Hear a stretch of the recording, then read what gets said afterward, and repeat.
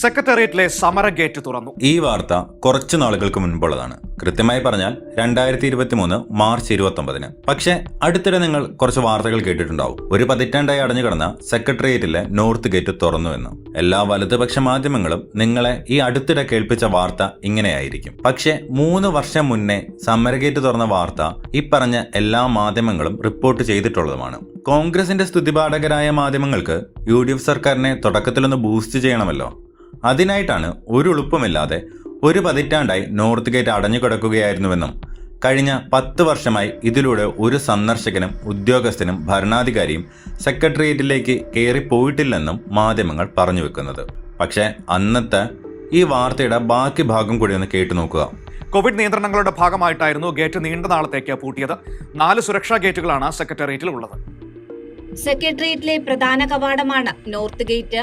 പ്രതിഷേധങ്ങളും സമരങ്ങളും police barricade വെച്ച് തടയുന്നതും ഈ ഗേറ്റിന് മുന്നിലാണ്. അതുകൊണ്ട് തന്നെ നോർത്ത് ഗേറ്റിനെ സമര ഗേറ്റ് എന്നും അറിയപ്പെടുന്നു. കോവിഡ് നിയന്ത്രണങ്ങളുടെ ഭാഗമായിട്ടാണ് 3 വർഷങ്ങൾക്ക് മുൻപ് ഗേറ്റ് പൂട്ടിയത്. നിലവിൽ സന്ദർശകരുടെ എണ്ണം കൂടിയതോടെയാണ് നോർത്ത് ഗേറ്റ് തുറക്കാൻ തീരുമാനിച്ചത്. പൊതുജനങ്ങൾക്ക് കൂടുതൽ സൗകര്യപ്രദം ആയ രീതിയിലുള്ളതായ എൻട്രി സെക്രട്ടേറിയറ്റിലേക്ക് അനുവദിക്കുന്നതിന് വേണ്ടിയിട്ട് ബഹുമാനപ്പെട്ട മുഖ്യമന്ത്രിയുടെ നിർദ്ദേശപ്രകാരം മന്ത്രിമാർക്കും VIP-കൾക്കും സെക്രട്ടേറിയറ്റ് ജീവനക്കാർക്കും മുഖ്യമന്ത്രിയുടെ പരാതി പരിഹാര സെല്ലിൽ എത്തുന്ന ഭിന്നശേഷിക്കാർക്കും മാത്രമാണ് ഈ ഗേറ്റിലൂടെ പ്രവേശനം അനുവദിച്ചിട്ടുള്ളത്.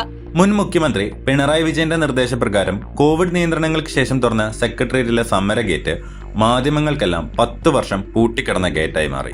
കോൺഗ്രസിന്റെ നാവായി മാറിയ മാധ്യമങ്ങൾ ജനങ്ങളെ എങ്ങനെയാണ് പറ്റിക്കുന്നതെന്ന് ഈ ഒരു വാർത്തയിലൂടെ തന്നെ തിരിച്ചറിയുന്നത് നല്ലതായിരിക്കും. Digital desk, Kairali news.